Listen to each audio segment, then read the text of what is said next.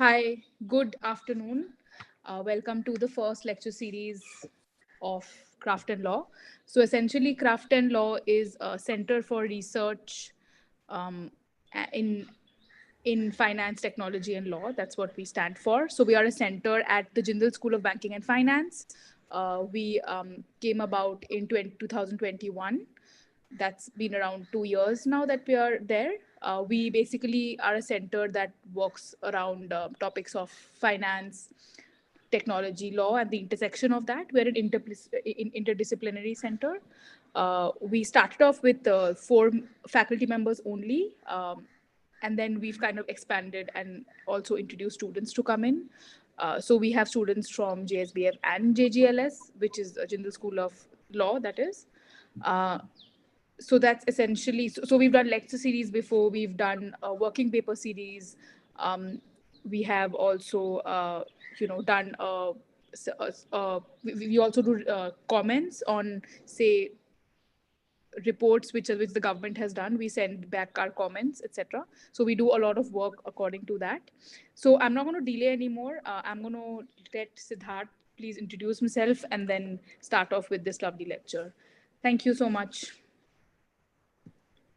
A very good afternoon to everyone. And thank you so much to the university and to Craft and Law and the students to consider inviting me to deliver this lecture. I'm Siddharth Sonkar, the author of What Privacy Means, why it matters and how we can protect it. And today I'm going to speak about the state of data protection and surveillance laws in India at present and what the future holds for us. So one question that everyone really wonders is, what does privacy mean in a country which has over 1 billion people, where everyone's sort of struggling to find their own space in crowded buses or trains? And people keep hearing these anti-privacy myths as well. If you've got nothing to hide, then why should you worry about government surveillance? In the privacy judgment, the court sort of tried to conceptualize the right to privacy and say that privacy at its core is human dignity, which is an inalienable right. So certain, like a non-negotiable aspect of a human being. It's also repose, or the idea that you should be free from unwarranted stimuli or nudges in directions that you wouldn't want to go towards. It's decisional autonomy, or your freedom of choice to decide how you want to live your life, or how you want to make your decisions, or how your information should be used. And sanctuary, which is essentially the freedom of thought or unwarranted observation into how you're thinking. So why does privacy matter, and why do all of these values that we saw in the previous slide matter? It's because privacy is essentially power. Now, what do we mean by that? If you exercise the right to privacy, you exercise democratic power, and you're able to hold the state accountable. And how does that work? If you have the right to privacy, you can freely think, and you can, without worrying about what the state would think about what you're thinking, which would enable you to exercise your freedom of speech and expression meaningfully, which in turn would empower citizens and help them in holding the state accountable. And this is something that has been recognized in the privacy judgment as well, recognizing that the right to privacy is also relevant for those who are impoverished, because quoting Amartya Sen's work and how a lot of famines were particularly caused in many colonies because people didn't have the civil and political rights that they needed to be able to hold the state accountable. Now, how do we protect the right to informational privacy? In India, at the moment, we have at the core, at the bedrock, we have the Constitution of India, on top of which we have statutory protections, primarily through the Information Technology Act and the rules thereunder. And we also have sector-specific protections in the context of health, insurance, banking, and securities, for instance. But at the core, again, the right to privacy is a fundamental right vis-a-vis the state, which stems from a range of fundamental rights from Articles 14 to 18 of the Constitution, and even the right to religion. But primarily, as relevant for this presentation, the right to life and personal liberty. The right, because if your right to privacy is undermined, it affects your quality of life and your freedom. It also affects, as we discussed earlier, your freedom of speech and expression. And because after the Supreme Court's decision in Maneka Gandhi, you need to read Articles 14, 19, and 21 together. So an intrusion into your right to life and personal liberty also needs to satisfy non-arbitrariness requirements under Article 14 of the Constitution. And so all of these need to sort of be read together when we look at what would be what are the protections that stem from the right to privacy. It's important to know that the right to privacy is not an absolute right, and reasonable restrictions may be imposed. So how do we go about restricting the right to privacy? So we first check whether in a given situation, an individual has a reasonable expectation of privacy.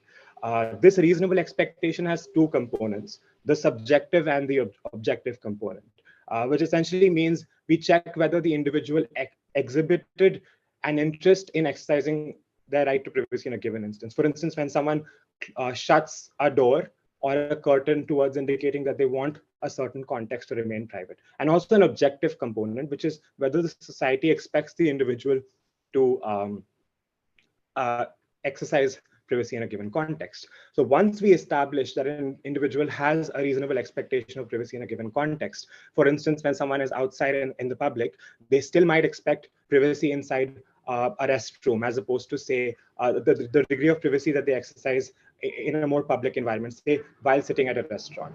Then once we've established that reasonable expectation of privacy, we check whether the restriction is in fact reasonable or not. And how do we check that?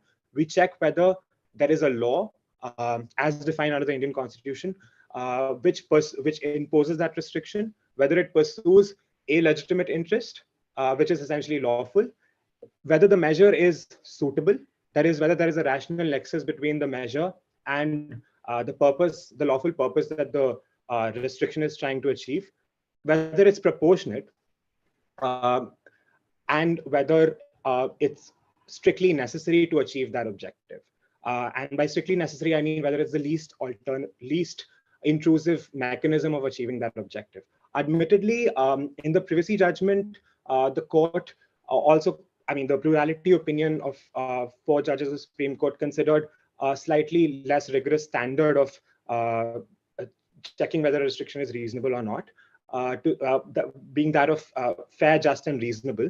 But this particular standard that I discuss in this slide has been used by the Indian Supreme Court to, for instance, invalidate the mandatory linking of Aadhaar with bank accounts and SIM cards. So this is sort of like the ideal standard that we can use to check whether a restriction on the right to privacy is reasonable or not. And at this point in time, I'm just going to stop and see if everyone's able to follow and hear me.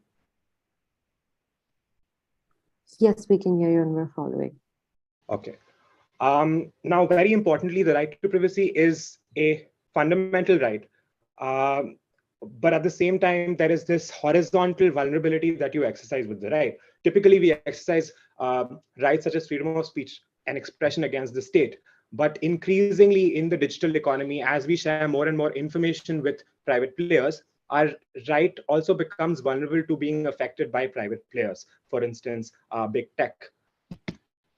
So how do we protect, at the moment, the right to privacy against horizontal vulnerability? At the moment, we have the Information Technology Act and rules, which defines personal information as information which is capable of directly or indirectly identifying an individual. Personal data is further defined to include a subcategory of specially defined exhaustive list of information called sensitive personal data or information. Now, sensitive personal data or information is specifically defined to mean these categories of information, as you can see on the screen. For instance, passwords or medical records. But at the same time, if you look more closely, personal data could mean a lot of other categories of information.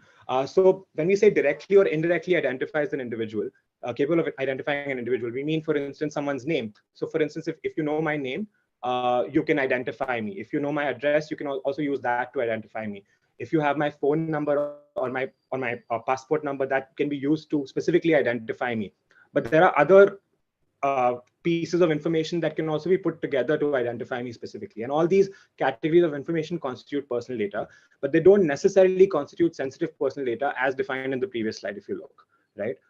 Because these are specifically defined categories of sensitive personal data within the rules. Now, why is this distinction so important? This is because at the moment, the rules under the IT Act only impose broadly these obligations in relation to personal data that does not constitute sensitive personal data or information, which is, this obligation to publish a privacy policy. No, you do not need consent to collect personal information. You just need to publish a privacy policy for FYI reasons, for your information. Just to inform the user that these categories of information are being collected. You need to mention the purposes for which information is being processed, the categories of personal information being processed, and you need to allow the individual rights to access the information that is being provided to the company, as well as the right to rectification, which is to correct any deficient or inaccurate information that vests with the business. So for instance, if you've incorrectly submitted your name on a particular social networking app, you may submit a request to correct that name. But in relation to sensitive personal data or information, there are more specific obligations, such as the requirement to obtain consent, which is the only legal basis under the rules to process information. And there are requirements to comply with data protection principles, such as only collect as much information as is necessary to achieve the purpose, only retain or store information for as long as is required to serve that purpose. Individuals can also, in addition to the access and correction rights, can also withdraw their consent in relation to the information, and businesses are required to implement reasonable security practices in relation to such information.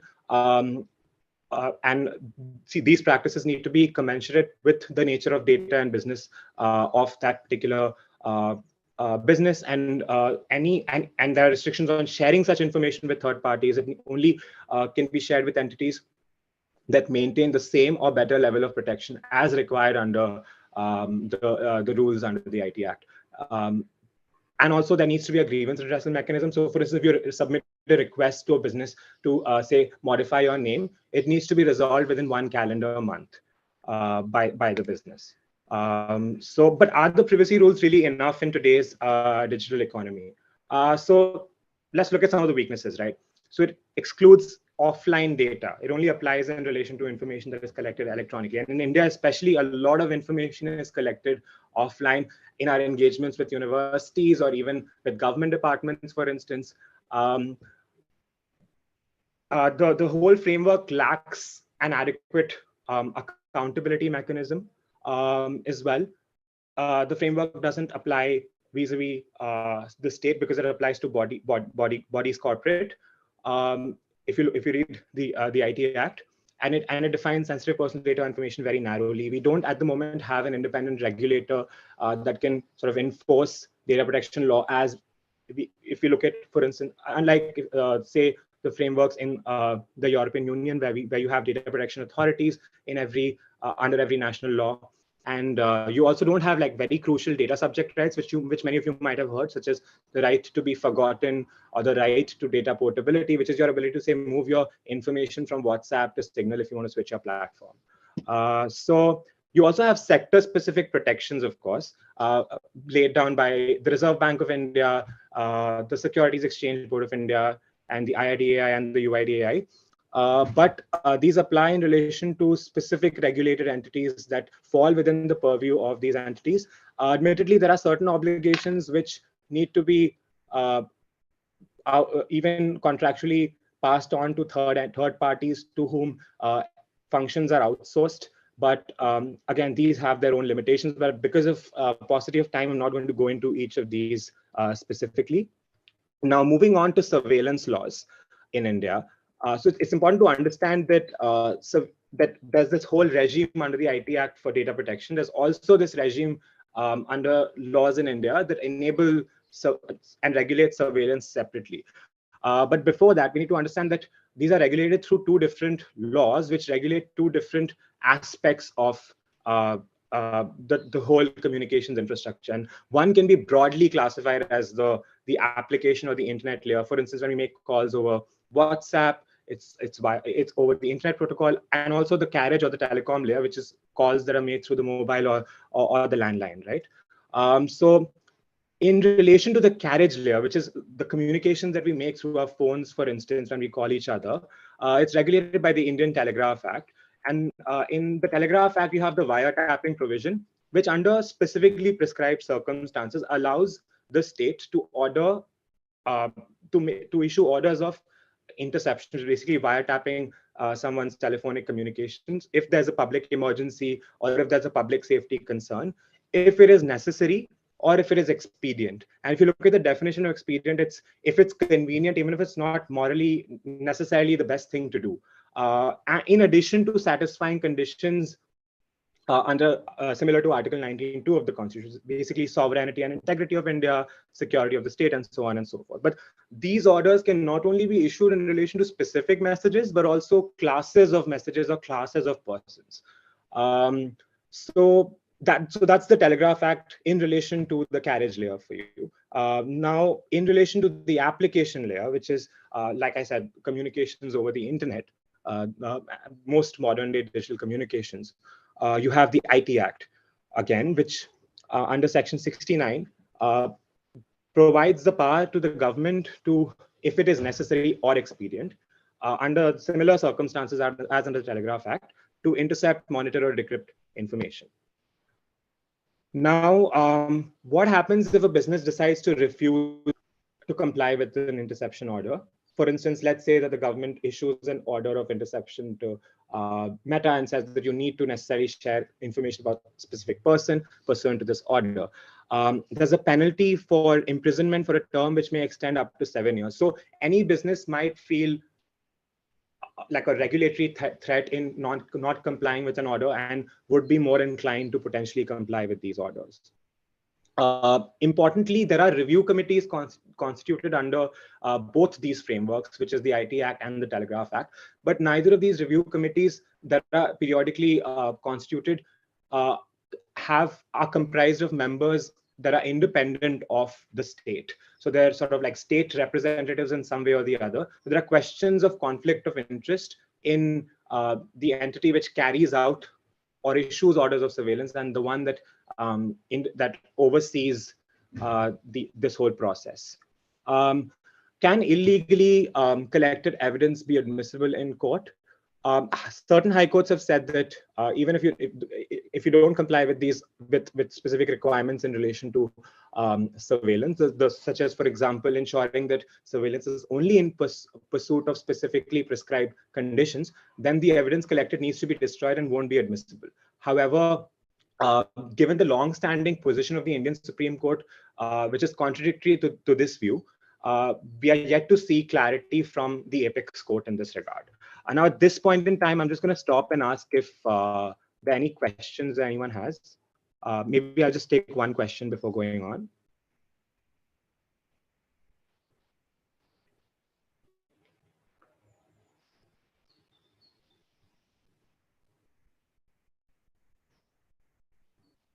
I think you can continue with that. It's okay. I think people will ask. Yeah.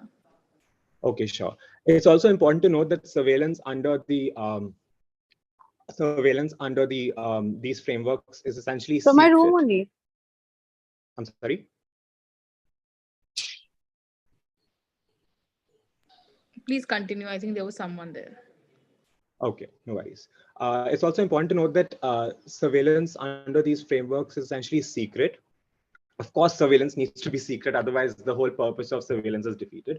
However, the question is, does the individual at any point in time in the future have a right to know that they were subject to surveillance, so that they have the ability to find out if the procedure applied in carrying out that surveillance was in fact reasonable or in compliance with the requirements. Unfortunately, there are specific confidentiality requirements that prevent the individual from being informed that at some point in time in the past, even they were subjects of surveillance. So this affects the individual's ability to seek redress if there is a breach of a fundamental right to privacy. So, I mean, and it's also antithetical to the idea that where there is a right, there is a remedy, right? There also exists certain surveillance programs at the moment, and it's not clear if they're falling squarely within the statutory scope of the IT Act and the Telegraph Act. For example, there's the central monitoring system, which seeks to automate existing systems of surveillance, which are prescribed under license conditions that telecom service providers agree to when they enter into contracts with the state to provide telecom services, which require them to have these lawful interception systems in place. And there's also the National Intelligence Grid, which seeks to integrate information from across an individual's different databases in order to be able to use automated tools to carry out investigations more effectively. While, of course, these systems may be really helpful to investigate issues of national security, I think there are just questions of whether there are adequate checks and balances in law in place to be able to regulate them effectively and have in place an accountability mechanism to ensure that the right to privacy is adequately protected. So what does the future of privacy and surveillance really hold for us, right? And this is where we need to talk about the proposed data protection law. So let's try and understand the chronology of events. So there's the privacy judgment, which said that right to privacy is a fundamental right. While the hearings were going on, the government reassured the Supreme Court that it will introduce a data protection law. So this is about almost 6 years back. Then the Sri Krishna Committee was constituted, which took about a year to draft a data protection law and submit it to the government. And this was the Personal Data Protection Bill of 2018.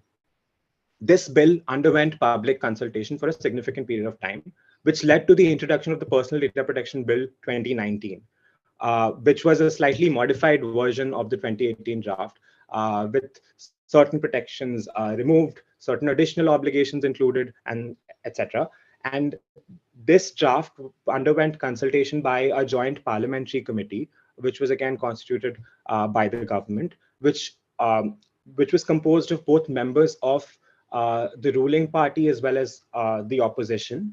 And then the Joint Parliamentary Committee arrived at some consensus and introduced the Data Protection Bill 2021 with a few dissents from certain members like Sri Jairam Ramesh and Mahua Moitra. And then the Data Protection Bill 2021 was withdrawn by the government subsequently to introduce the Digital Personal Data Protection Bill 2022. And this is the law that is proposed at the moment and is undergoing consultation as we speak. So the Digital Personal Data Protection Bill 2022. Let's try to break this down and unpack it. Digital, which basically means that offline information is sought to be excluded from the scope of the bill, which means that all the information that is collected offline, until it's actually digitized, it wouldn't necessarily be subject to the protections under the data protection law. Personal data is defined as data that is about an individual who is identifiable or in relation to such data. So in this situation, it's important to note that this definition is a lot simpler than the definitions under the previous versions of the bill. Previously, personal data was defined to include even information which could be in the nature of inferences which are used for the purpose of profiling, and information which is capable of identifying someone.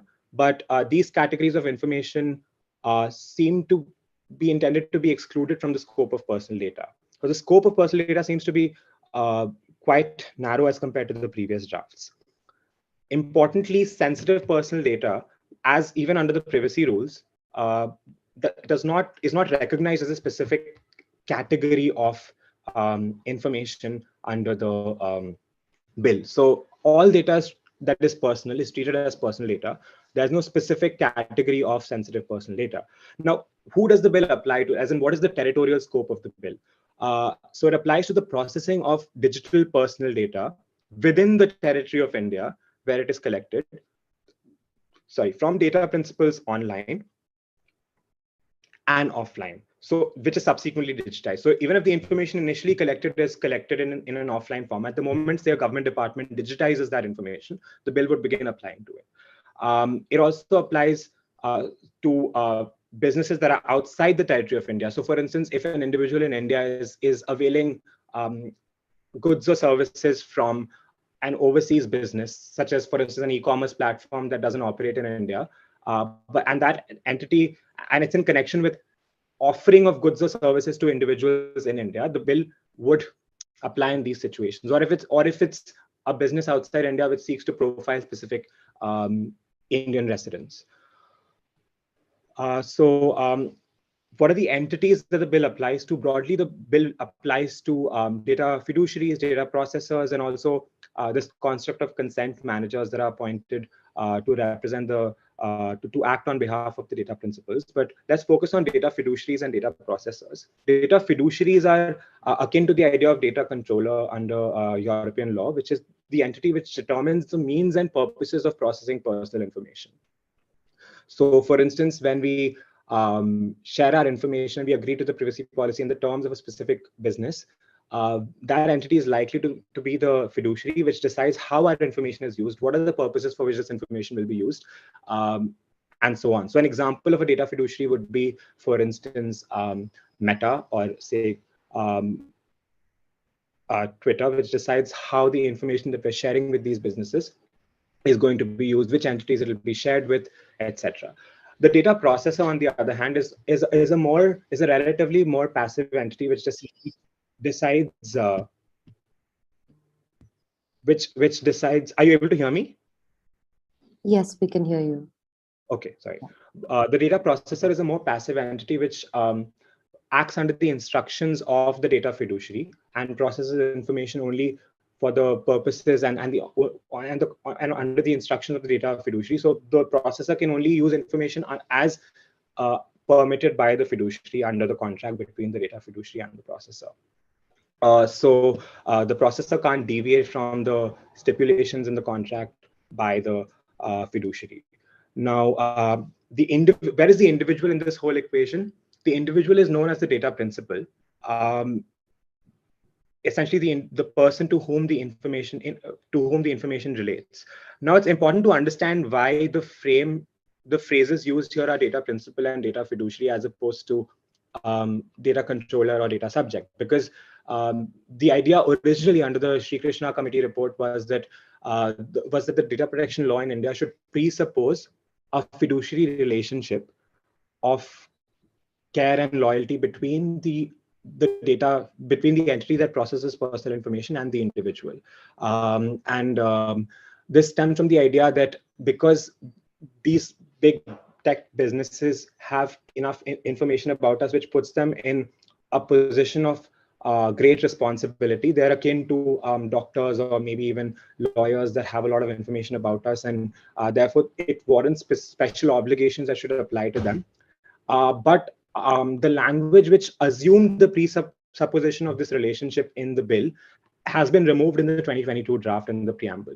So unlike the previous versions of the bill, which explicitly in the preamble recognize that the bill presupposes this relationship of trust between the individual and the state, the current draft doesn't do that. It just recognizes that it just uses terms to make it look like there is a sort of fiduciary relationship between the data principal and the data fiduciary. Now, what are the rights that vest with the data principal?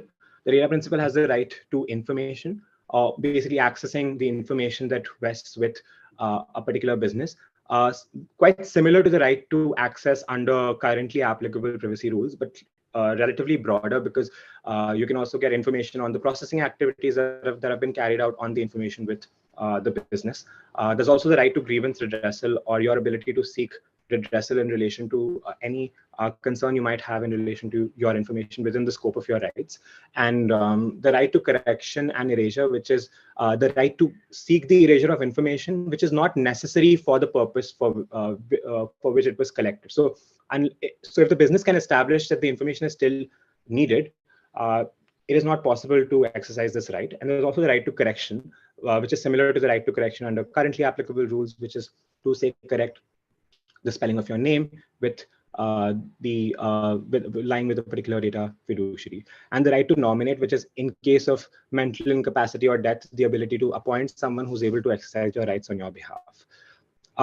Grounds. So very importantly, the data fiduciary can only process personal information pursuant to grounds prescribed under the data protection bill, which is foremost consent. And the bill prescribes a specific quality of consent that needs to be assured, which is that consent has to be free without any undue influence. It has to be informed. So the notice should ideally be something which adequately informs the individual about how their information is going to be used. It should also be granular, which is that an individual should not be denied a particular service if they refuse to provide information, provided that the information is not necessary to provide that particular service. So, for instance, if someone's bank account information is not necessary to open their social media account, the business shouldn't be specifically asked. The business shouldn't specifically ask the user to provide such information. And consent should be clear and explicit, which is that the user should provide consent through an affirmative act, which is, say, a tick box specific instead of a tick box which requires an opt-in consent instead of an opt-out. So in many cases, you might have seen that when you're providing consent, there's an already existing pre-ticked box. So the way the consent mechanism needs to be operationalized requires an affirmative act on the part of the user in agreeing to specific terms. So opt-out consent would perhaps not work as consent is defined under the bill. And consent should also be capable of being withdrawn. So an individual should be able to withdraw their consent. So in situations where a consent has been relied on as a basis to process, one may have to reconsider whether the business can still hold the information of the individual. And consent needs to be specific in relation to the information that is being collected. But other than consent, the bill also creates an additional sort of broad ground of as a lawful basis to process information. And this is known as deemed consent. And deemed consent itself is of different types, which includes reasonable expectation, which is the idea that if, for instance, you make a call to a restaurant to make a reservation, then it's probably fair to assume that you have provided your consent in relation to your name and your phone number in making that reservation. But this raises questions of what would be a reasonable expectation in a given context. And we might have to wait to see how this is really operationalized.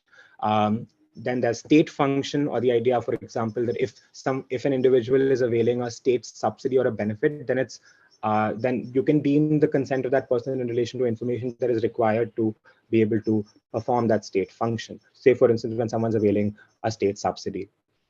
Then there's the legal obligation ground, or the idea that where the law requires you to provide certain information, then it shall be deemed that you have provided your consent. Then in situations of medical emergency, public order, also if your consent is deemed, so that you can facilitate the management of these particular conditions.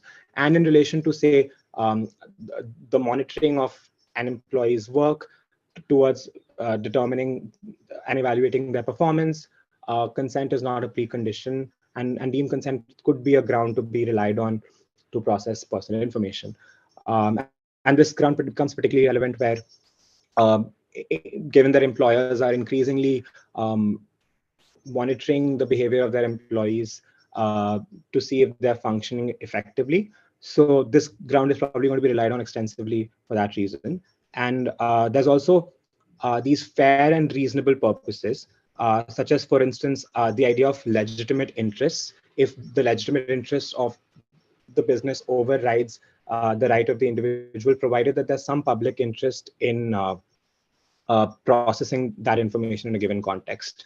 And it remains to be seen how, because of this public interest requirement at this ground, it's not clear how this ground would really be relied on, because businesses may have a legitimate interest in processing information in many situations, but that might not necessarily involve any public interest. And there's also a separate public interest ground, which includes, for instance, recovery of debt and and credit scoring and things like that. So, for instance, businesses may not collect your consent when they're credit scoring, because so that they're able to serve this sort of larger public function of ensuring that they can assess your credit worthiness. Interestingly, the bill creates a new set of obligations, which are known as the data principal obligations. So this wasn't there in the previous versions of the bill. In this version, the bill disincentivizes individuals from, say, filing false or frivolous complaints But what is false and what is a frivolous complaint is not very clear from the text of the bill. Then there are general duties to authenticate oneself before exercising rights, so that say a right to access or correction is not exercised on behalf of someone else, and one person doesn't impersonate someone else in trying to exercise this right. There's also a requirement to comply with law, but it's not clear why that falls within the scope of a data protection law. And there's a duty against furnishing any false information to the authority. Now, what are the data fiduciary obligations? So there's the requirement to rely on one of the lawful grounds that we just discussed, either consent or deemed consent, or one of these subcategories of deemed consent. There has to be a lawful purpose that is relied on in processing information. There are also data quality requirements. So the data fiduciary has to undertake reasonable efforts in ensuring that information that is shared or that vests with the fiduciary are accurate or complete. And there's a privacy notice requirement, and the notice requirement essentially in the previous drafts were very prescriptive. They laid out specifically each and every thing that the notice needs to contain in an itemized manner, but the current version doesn't says that that this is something which will be prescribed subsequently. So we don't know exactly what the notice would look like, but at a bare bones level, the bill says that fiduciaries will need to publish a privacy notice to notify individuals that their personal information is being processed. And there's also this requirement to implement reasonable security safeguards, but it's not clear what the level of security safeguards, what is the level of security that needs to be implemented by the business. There's also this breach notification requirement, which is if there's a personal data breach that the fiduciary experiences, then it will need to inform both the data protection board as well as the individual whose personal information may have been breached as may be prescribed. So it's not clear what will be the exact conditions under which the individual may be informed if there's a personal data breach. And these are conditions that we'll only get to see once these are prescribed by the government as delegated legislation. There's a retention limitation in the bill, which basically means that businesses can only store information for as long as the information is required to serve the particular purpose. But it's a situation where it's possible for businesses to, for instance, claim that they still require information because it's necessary for the purpose for which it was collected, because there's no purpose limitation in the text of the bill, which means that even if there is if the purpose is defined broadly enough, then the business can say that it still requires the information, even if it, in fact, the purpose for which it's processing could have been potentially narrower.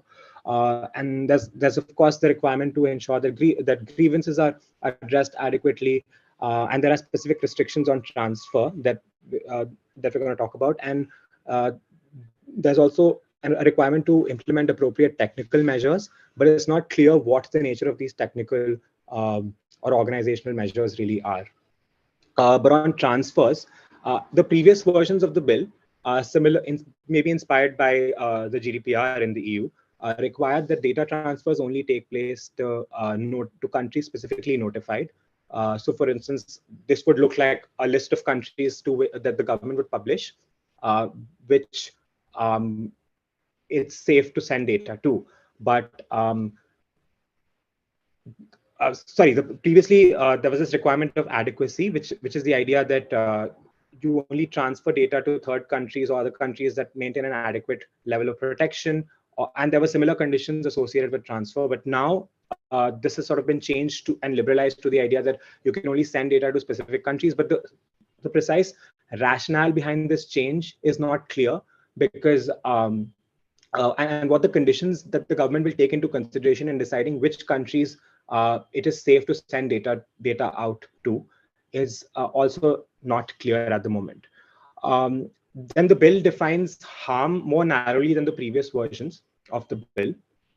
The previous versions of the bill included ideas such as psychological manipulation or discriminatory treatment, but the current version of the bill defines harm as only these categories exhaustively, which includes bodily harm, And so physical harm and loss, essentially gain or loss, essentially in terms of financial gain or loss. So this raises, and what is the relevance of the definition of harm? The definition of harm is relevant in assessing whether an entity is a significant data fiduciary or not, which we're going to discuss later. And but because the definition of harm now excludes ideas relating to intangible harm in the nature of, say, discriminatory treatment. There are questions of whether, say, a large data fiduciary, which say can potentially cause harms which are more intangible, would potentially be a significant data fiduciary. And also importantly, the bill removes the right to compensation, which previously was an individual was entitled to if there is harm as a consequence of non-compliance with data protection law. So the definition of harm has been significantly reduced to only these categories. Now, yeah, so what I was saying earlier, which is the idea that that certain data fiduciaries may be classified as significant data fiduciaries, which would be subject to certain additional obligations based on how much information they process, what is the nature of sensitivity of the information that they're processing. Again, we don't know whether information is sensitive or not because there's no clear definition of sensitive personal data under the bill. And then there's the idea of risk of harm, which again depends on these categories of harm. And not the earlier, more indicative list of harms which included psychological manipulation or discriminatory treatment and things like that. And also factors like state security, risk to electoral democracy. So potentially the idea is maybe to cover entities that are known as the big tech within the understanding of a significant data fiduciary, which will be subject to additional obligations. Now, what are these additional obligations? The significant data fiduciary needs to essentially appoint a data protection officer, appoint an independent data auditor. So the data protection officer would be in charge of undertaking responsibilities relating to coordinating the process of compliance for the significant data fiduciary, as well as appoint an independent data auditor, similar to, say, how businesses typically appoint an auditor to discharge their corporate law compliances, and also carry out periodic audits. But again, it's not clear what is the time frame within which an audit has to be completed. And there's this requirement to carry out data protection impact assessments, but it's again not clear from the text of the bill under what circumstances these assessments will have to be carried out in order to, before. So the data protection impact assessment is an assessment carried out, say, for typically when under global laws, when there is a certain heightened risk in relation to the rights of data principals before carrying out a certain kind of processing. So the business assesses whether it would be safe to carry out such kind of data processing. And while the bill says that significant data fiduciaries will have to carry out these assessments, it doesn't specifically say under what circumstances, and all of this is supposed to be prescribed under delegated legislation. Now, the bill creates carve-outs or exemptions in relation to certain obligations under the bill, and which do not apply if these exemptions apply. And these include when there is when you need to enforce a legal right, or when when a court or a tribunal or a quasi-judicial entity needs to process information, or where there is law investigation, or for law investigation purposes, so that the police is able to carry out investigations without being tied down by data protection obligations, as well as certain obligations are excluded when personal data is processed that belongs to that relates to foreign residents. That, say, for instance, persons in the European Union, and it also exempts state instrumentalities. Rather, it enables the government to exempt certain state instrumentalities if certain conditions are fulfilled, which we're going to discuss in the next slide, as well as for research, archiving, or statistical purposes. So what do these mean? So the central government can notify certain state instrumentalities, and the reference to state instrumentality perhaps means that it may not necessarily be a public authority or a government department. It could also be a private body that performs a public-like function. And these bodies can be can be exempt from certain data protection obligations, including perhaps all the obligations in the scope of the data protection law, in the interest of sovereignty and integrity of India, security of state, and so on. And there is a similar exception even if information is necessary for research, archiving, or statistical purposes. But more importantly, this exemption or this capability to exempt for state instrumentalities has raised a question of whether the data protection law would really apply effectively vis-a-vis the state, because privacy is a fundamental right. And if the central government has the ability to exempt itself from the scope of the bill, then it raises questions of the effectiveness of the data protection law in protecting the right to privacy, the fundamental right to privacy vis-a-vis the state. This has received significant criticism from the academic community, and it remains to be seen what the next version of the bill that is introduced by the government would look like in this respect. Now, very importantly, but before we go ahead, are there any questions that anyone has?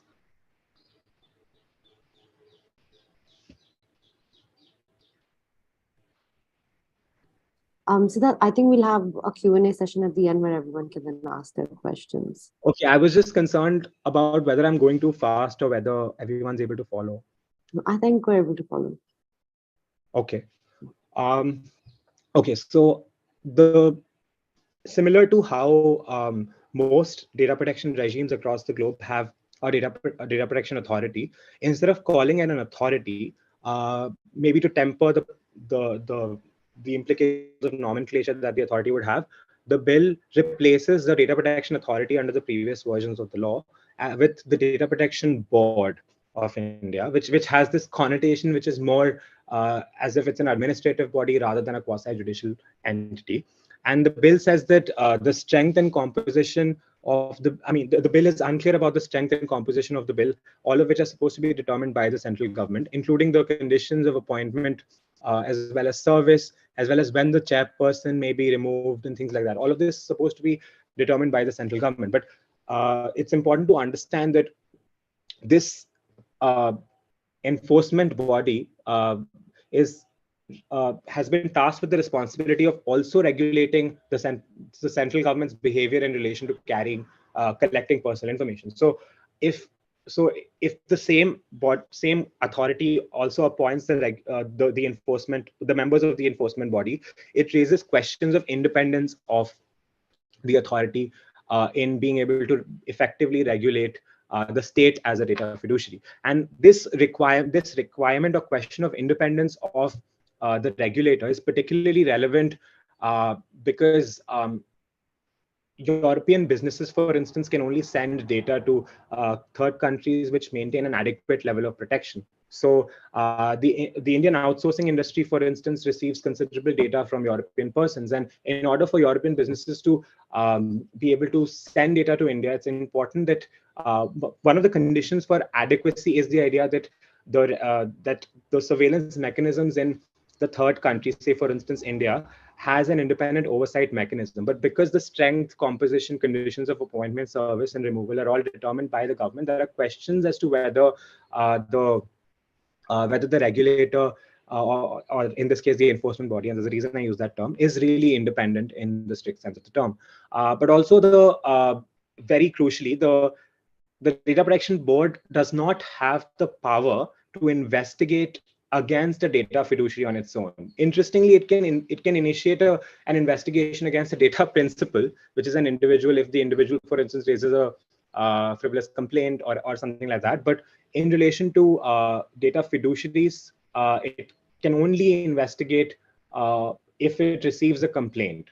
But the complaint can be raised by an individual, and the individual fears this possibility of having raised a frivolous complaint. So the whole mechanism seems to be leaning against the possibility of enforcement. Now, what is the enforcement mechanism? So there are financial penalties, of course, but there is no right to compensation. In the previous versions of the bill, there was a right to compensation that individuals could exercise.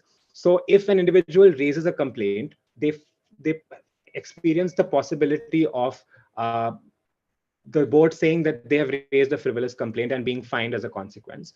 But if they raise a complaint, they don't get any compensation. So effectively, an individual does not have an incentive to file a complaint other than maybe potential remedial actions that may be taken through voluntary undertakings, which essentially are is a new creation under the bill, because previous versions didn't have this requirement, which may have certain positive effects, which is the idea that if our data fiduciary is found to not be compliant with the bill, then it could potentially agree to undertake remedial measures to correct its non-compliances, similar to how offenses, for instance, are compounded under certain criminal law.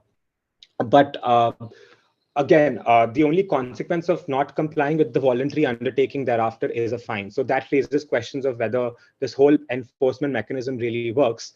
Then the board cannot initiate suo motu action vis-a-vis data fiduciaries. So what really is the point of the financial penalties? So now I just wanted to raise certain key concerns that arise as a consequence of this particular proposed legislation. So first of all, there are very weak enforcement powers that the Data Protection Authority is the Data Protection Board is vested with. It is not a regulator. So the previous versions of the bill created a Data Protection Authority, which had the power to initiate suo motu investigations against data fiduciaries to identify non-compliances, and also had powers to issue codes of practice, which would be guiding, which would help guide data fiduciaries in complying with the law. And we see this happening almost every day with the Information Commissioner Office in the United Kingdom, for instance, issuing guidances that help data fiduciaries understand how to comply with the law. So the role that data protection authorities across the globe play is more of a regulator than an enforcement body. But the bill unfortunately proposes an enforcement body instead of a regulator, which raises questions of whether there'd be adequate incentive to comply with the bill in the first place. The bill also creates questions of whether it introduces proportionate regulation. Now, you might come and say that, okay, there are certain additional obligations in relation to significant data fiduciaries, but then is the bill fair in assuming that all data fiduciaries that are not significant data fiduciaries are on the same plane? So India is a growing digital economy, and there are significant number of startups that would find it hard to comply with a lot of obligations under a relatively more robust data protection law. But the question is whether the bill had the onus of further creating a categorization of data fiduciaries that are, say, small data fiduciaries, which do not have, say, more than a certain number of users, or have a turnover, in addition to, say, having a turnover less than a certain threshold, and whether it would have been fairer to, say, impose more relaxed obligations on that set of fiduciaries than data fiduciaries more generally, because it's a whole range of spectrum within which data fiduciaries may fall. So it's perhaps not fair to paint all data fiduciaries that are not significant as data fiduciaries and impose the same obligations on all of them. And also, it lacks proportionate regulation in terms of imposing special duties in relation to sensitive personal data or information. For instance, the idea that public interest could be a ground to process categories of sensitive personal data or information, or the fact that sensitive personal data or information could be assumed to be that an individual can reasonably expect that categories of sensitive personal data or information would be used by a business under certain circumstances, raises questions of proportionate regulation and whether maybe the bill could have imposed special obligations in relation to sensitive categories of information as opposed to personal data more generally. As we see, the general nature of the grounds, given how broadly they're worded, is legitimizing instead of being prohibitive, especially because the categorization of sensitive personal data has been done away with, and also because there aren't many of the restrictions that existed in the previous versions of the bill have also been done away with. And like I said, the grounds that can be relied on to process information are defined fairly broadly. Importantly, there are no clear timelines within which the bill needs to be introduced. So the first version of the bill in 2018 had like specific timeframes within which different provisions or chapters of the bill needed to be implemented. But this current version says that the provisions of the bill would come into force as and when notified. And so, I mean, of course, so whether or not a certain provision is notified would maybe a function of, say, political pressure on the state to introduce and enforce that provision, and so on. The bill also reduces the data subject rights that existed in the previous version. So, the right to be forgotten and the right to data portability, for instance, have been removed from the bill. And these rights are very important in ensuring that an individual is empowered through the data protection framework. The right to be forgotten enables an individual to correct, say, information that they've posted in the past, say, for instance, when they were children, to be able to make modifications when they turn into adults, or even generally to maybe delete posts about an individual that relate to them and do not show them in good light, especially if it's been posted by someone else in breach of their right to privacy, which of course needs to be balanced with the right to freedom of speech and expression. But and also the right to data portability has been excluded, which is the right to be able to move your information from one platform to another.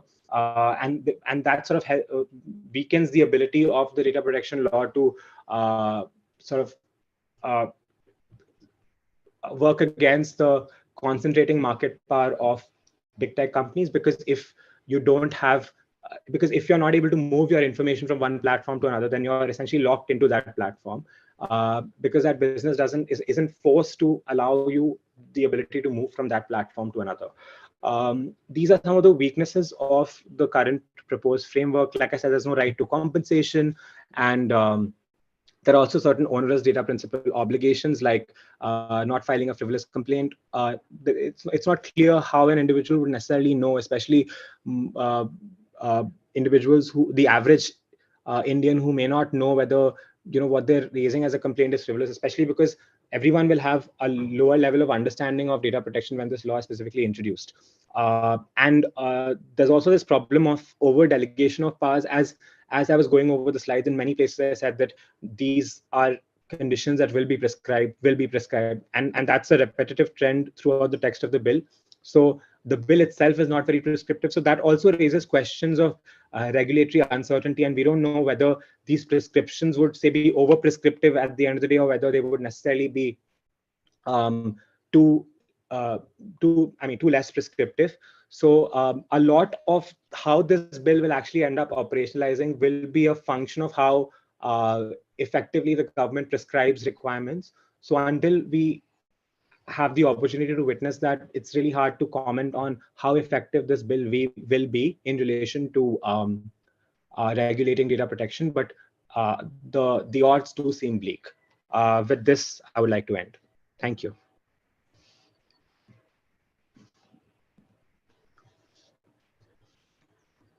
Are there any questions that anyone has? Hi, thank you so much for that presentation. If there's any questions, you can unmute or you can put it in the chat box.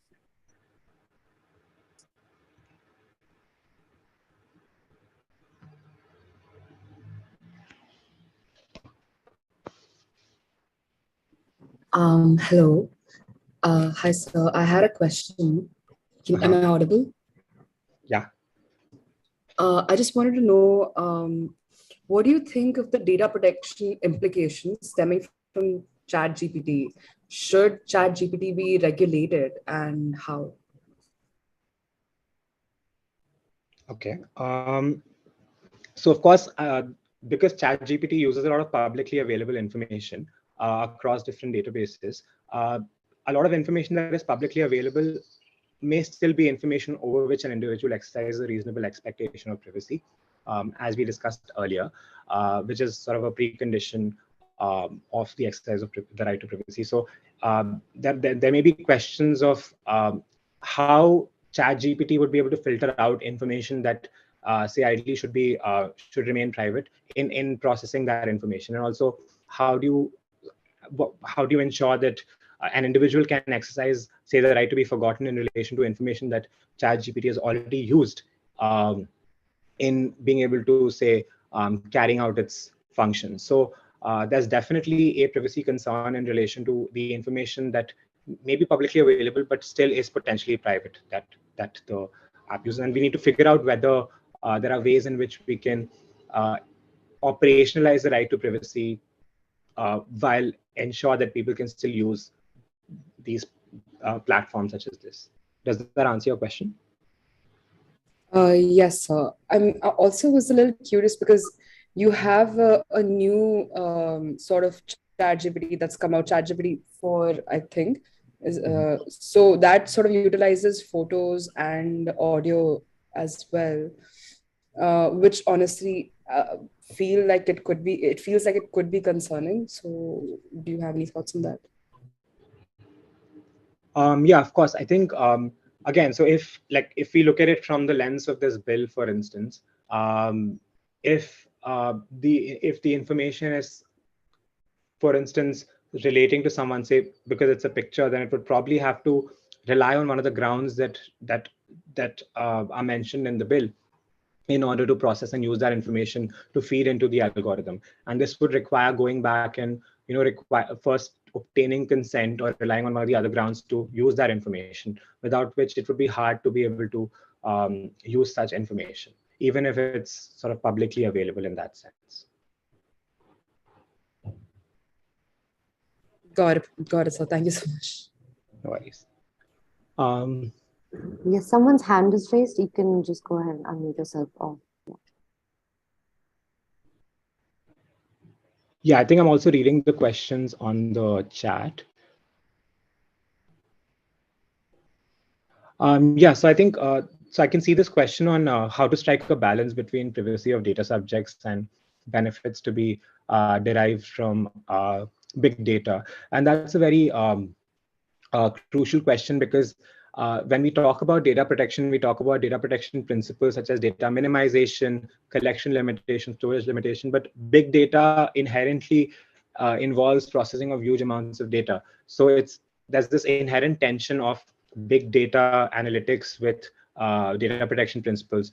But that said, there are ways in which you can achieve a finer balance if you have data subject rights in place, if you have transparency in how big data analytics is being carried out, if you have rights in place which allow data subjects to, say, find out if their information is forming part of big data analytics, if they can potentially exercise, say, the right to be forgotten in relation to such information, and if there is an accountable framework which ensures that the data fiduciary has incentive to, say, remove identifiable information as and when the individual objects to it. But again, so for instance, if big data analytics is using mostly anonymized information that doesn't specifically identify individuals or doesn't potentially lead to harming any specific groups of people, then you could potentially achieve such a balance. But when you don't have, say, clear standards of, or a high standard of what is personal data, or a clear standard of what is anonymized personal information,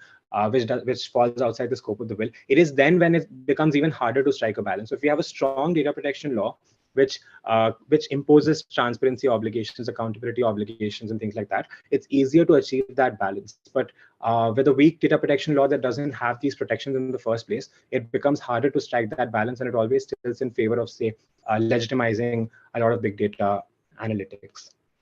I'm looking at the... Someone's raised their hand, Shashwat. Do you want to unmute and ask your question? It's fine. I mean, if someone wants to answer the questions that have been written in the chat box first, it's fine. I can go part No, one. it's fine. I can answer your question and then continue answering the questions on the chat. All right. So my first question is with regards to data being, being used by these digital companies in a way that it harms the competition. So I would like to know your point on how data can be misused by companies and how it can be very anti-competitive in nature. And India is contemplating upon a Digital Competition Act. So how will PDP will just be helpful there, or will it not be helpful?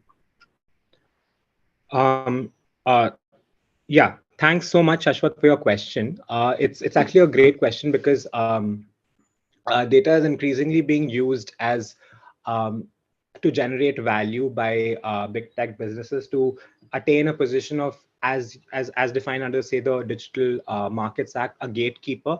So a lot of businesses are attaining this position of becoming a gatekeeping platform under uh, in the digital economy, which is allowing them to, say, concentrate their market power to an extent where they're dominant, but also then using that dominant position and the data that they have to create lock-in effects, using the network effect advantages of the information and the users that they have to create barriers to entry for other players in the market. So there is definitely a competition law element and a contestability element that needs to also be regulated. So data protection alone is not at all the solution to solving these problems. For instance, in the Digital Markets Act, there are proposals to introduce interoperability, or the ability of platforms to be able to big gatekeeping platforms to necessarily make their technical interfaces interoperable with those of, say, smaller players. So, for instance, WhatsApp users should be able to communicate directly with Signal users, so that Signal users don't have to necessarily migrate to WhatsApp to be able to communicate with their network. So definitely the solution to, because if you don't exercise competitive forces, you're more likely to constrain the ability of the individual to consent meaningfully. So in a way, there's this confluence of the objectives that data protection law and competition law, especially in the digital markets context, is trying to achieve. And I haven't had the chance to yet look at the digital competition law that's been proposed in India, but I'd be happy to maybe look at that and answer your question in more detail specific to that at a later point in time. I hope that answers your question. Shashwat, are you there? Right. Okay, we have a couple more questions in the chat box. I'll just read this one out. Hello, Siddharth. Your webinar was truly engaging, and I appreciate your insightful book where you draw parallels between recent technological advancements and historical or mythological events. Could you elaborate on your thought process behind this comparison? Many people tend to view mythology and technology as completely unrelated fields, so it would be fascinating to hear your perspective. This question is from Ankita. Sure. Thank you so much for your question. So I think the only point that I was trying to make through those references was, so because there's this idea that India historically has not culturally valued privacy as a right.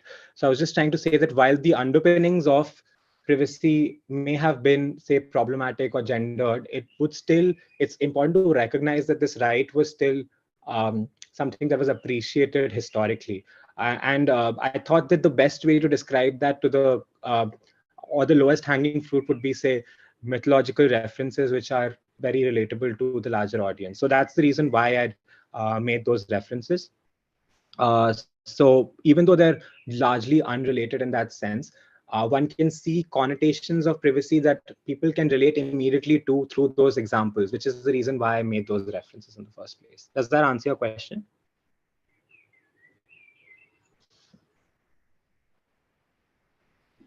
I'm not sure if she's still there.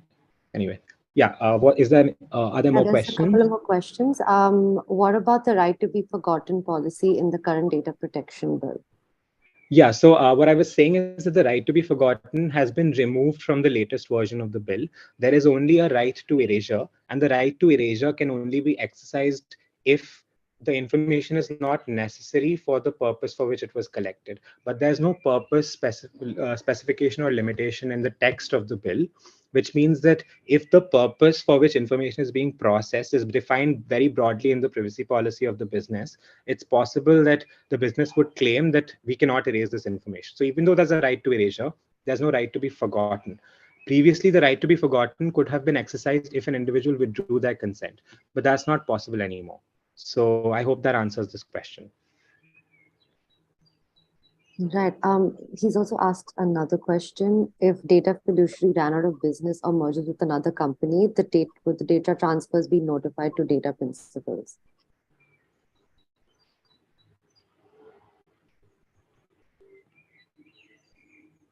Can you hear me? Yeah. I don't think there's a specific requirement to notify in case of a transfer or a merger. It's also important to note that there's this ground for processing for public interest, which includes mergers and acquisitions, I think. But I don't think, but that's only in relation to public interest. So I'm not even sure if this is a requirement under the bill at the moment, but I do agree that it should be, because I think many individuals might have a problem with the fact that their information is being, say, further concentrated with one entity as a consequence of a merger. So I completely take your point in that there should be a legal obligation to, say, notify the individual prior to the merger. But again, there may be questions of practicalities in terms of how this would be, say, implemented at scale, because if certain people object to a merger, how do you still go ahead with something? Just because some people are saying that you shouldn't merge, does that mean that even if like other people are saying that you should go ahead and carry out a merger, that merger shouldn't happen? So it may be very hard to implement practically, but definitely there should probably be a framework that enables individuals to maybe seek deletion of their information if they're not comfortable with the merger going ahead and taking place. So yeah, I hope that answers your question. Right. He said something else. Are you looking at the chat box? He said, put up a screenshot.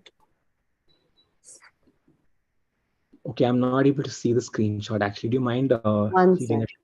Yeah. Okay, I'm just trying to zoom into that. Team is not. Okay, so this is a response from recent response from Amazon that he's received on data erasure request. So it says, thank you for contacting Amazon Employee Services. Unfortunately, our team is not able to support your request. Please know that at the moment, there's no data protection legislation in India that would give you the right to request deletion of your personal data. Yeah, that's correct. So at the moment in India, unfortunately, we only have the right to access and correction, and the ability to withdraw consent in relation to our sensitive personal data or information. So if you, Jakir, were seeking deletion of information which was not sensitive personal data, which was personal data, you don't have the right to, unfortunately, you don't have the right to seek the erasure of such information, which highlights how, say, behind we are at the moment in terms of data protection safeguards, because we can't even seek deletion of information that we have ourselves shared with the business, if it's in the nature of personal information. If, however, the information that you've shared was sensitive personal data or information, because consent is the only basis at the moment to process information under privacy law. And once you withdraw consent, Amazon in this case would have to delete the sensitive personal data or information that vests with it, that belongs to you. But your request seems to be generally in relation to personal information. So perhaps that's why they've responded saying that they can't comply. But you might want to go ahead and ask if I have this right in relation to sensitive personal data or information. Does that answer your question? Okay. Oh, we have another question. There are no specific regulations with respect to development of AI. However, if there were some regulations that were to be introduced, what could they be? That's a great question. So in the EU, for instance, there have been proposals to introduce the Artificial Intelligence Act, which is supposed to separately regulate AI, and it's a risk-based, proportionate kind of regulation. Despite its shortcomings, it's a positive stride towards regulating artificial intelligence technologies. So it sort of layers different kinds of AI into different risk profiles. So, for instance, as this unacceptable risk kind of AI, which is sort of prohibited to be used by businesses, and there are high risk AI systems which can be used on the basis of, say, certifications and checks and balances that they have to go through, and there are also low risk AI systems which are subject to lesser obligations, and there are certain kinds of processing or use of information that these AI systems can't do. For instance, they can't discriminate. So there are like principles of fairness, non-discrimination, etc., that have been internalized through that legislation. So it's a great point that data protection law alone cannot necessarily solve or like try solving all problems.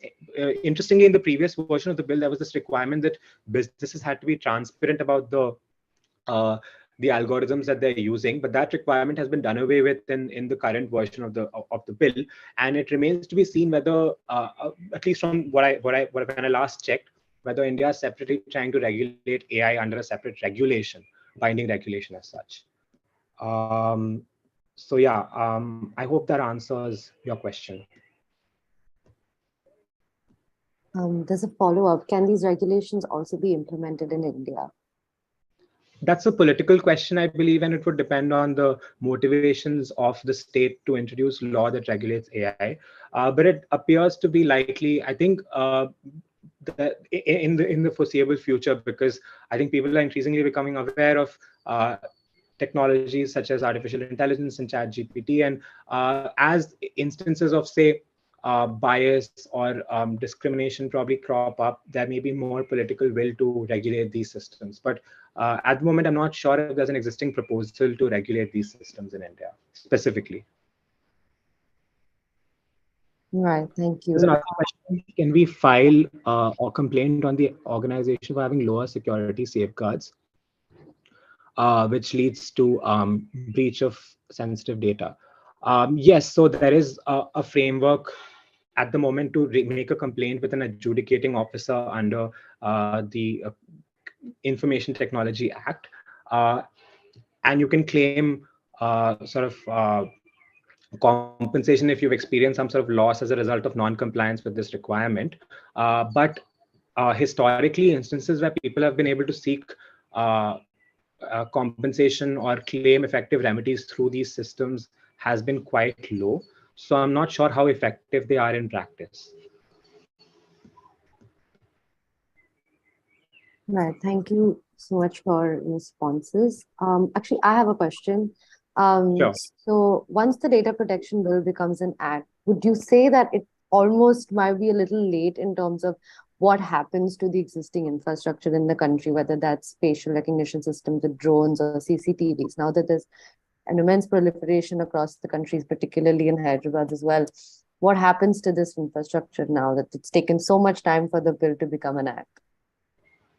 Of course. So I think what the government might just do is introduce a notification saying that all of these systems are exempt from the scope of the bill because they're all state instrumentalities. And if that happens, they wouldn't really need to worry about the requirements at the first place. So all of that infrastructure remains as it is. Nothing really changes unless you introduce another law to specifically regulate these systems. So that remains a risk because that's what the academic community is criticizing, that the exemption is broad enough to enable something like that to happen.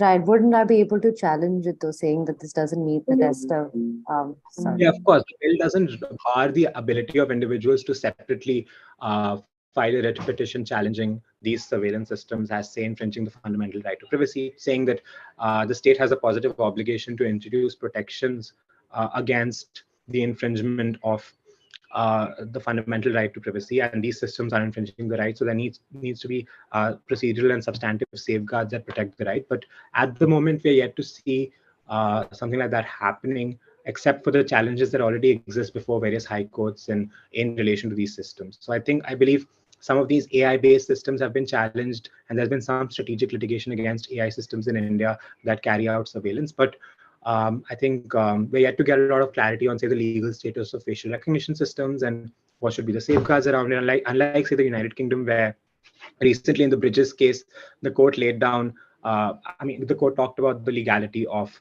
facial recognition systems and how they can be used and under what circumstances and what would, and the fact that there should be a law that specifically lays down what how these systems can be used and what are the checks and balances that regulate these systems. So I believe ideally we should have separate legislation that regulates these systems instead of trying to force fit everything into a general data protection law, which is aimed more at operationalizing, say, the exercise of your rights and certain general obligations of data fiduciary. So maybe you need a separate law to regulate facial recognition systems. Maybe you need a separate law to regulate state accountability in relation to surveillance systems. And there have been proposals such as that in the past, such as Mr. Manish Tiwari's proposal to introduce a separate surveillance legislation, but we're yet to see any further development in that regard. Yeah. Okay, makes sense. If there are no more questions.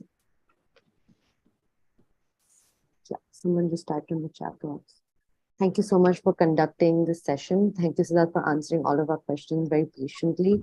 If there are no more questions, then I would like to call this lecture to an end. Thank you so much. This was a very successful lecture. I would say, yes, Siddharth, do you want to say something? You look like you want to Yeah, say. thank you so much for inviting me for this lecture. Honestly, this is my first lecture, and I think I really enjoyed delivering it. And yeah, I mean, thank you so much. And I hope that everyone enjoyed attending it. So yeah, that's all I wanted to say. And I think someone asked for the recording of the session on the chat. So if maybe that could be shared with Yeah. them. So this session is being recorded. We will be uploading it to the craft website. We will notify everyone about that as well. Okay. Yeah. So thank you so much, Siddharth, for joining us. This has been a wonderful session. Thank you everyone else for listening. We hope to have many more lecture series just like this one. Siddharth, could you just hang on for a second though after everyone leaves? Sure, sure.